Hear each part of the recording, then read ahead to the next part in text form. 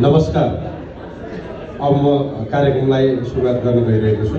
म माधवराज खरेल, चलचित्र निर्देशक र आज आयोजक संस्था परिवर्तन नेपालको म प्रशिक्षार्थी हुँदै हाल मानव सदस्य छु र आजको कार्यक्रमको जिम्मेवारी सञ्चालन गर्ने जिम्मेवारी पाएको छु। यसैले हामी परिवर्तन नेपाल परिवारलाई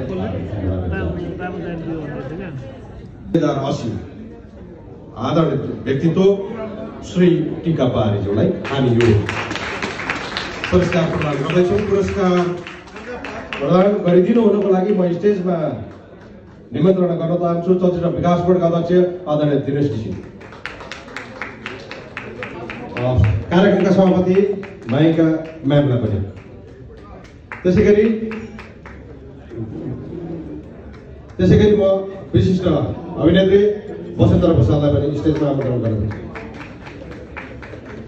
त्यसैगरी राजकुमार राई सरलाई पनि मैले अतिथि स्टेजमा पुरस्कार प्रदानको लागि अनुरोध गर्दछु। त्यसैगरी एक्सन किङ शिवश्रेष्ठ दाईलाई पनि अतिथि आसनको लागि अनुरोध गर्दछु र त्यसैगरी नृत्यको महारानी आदरणीय मिथिला दिदीज्यूलाई पनि म स्टेजमा आमन्त्रण गर्दछु र पहिलो सम्मान पत्र मलाई ल्याइदिनु होला।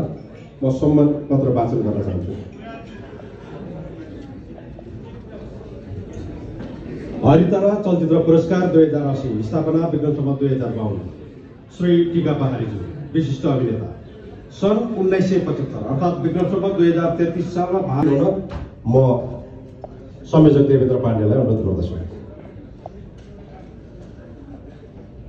र यो सँगै यस कार्यक्रमको बारेमा प्रकाश पारिदिनु हुन र स्वागत मन्तव्य राखिदिनु हुन परिवर्तन नेपालका केन्द्रीय अध्यक्ष मोहन निरौला एवं हरितारा चलचित्र पुरस्कारका सदस्य सचिव मोहन निरौलाज्यूलाई हार्दिक अनुरोध गर्दछु।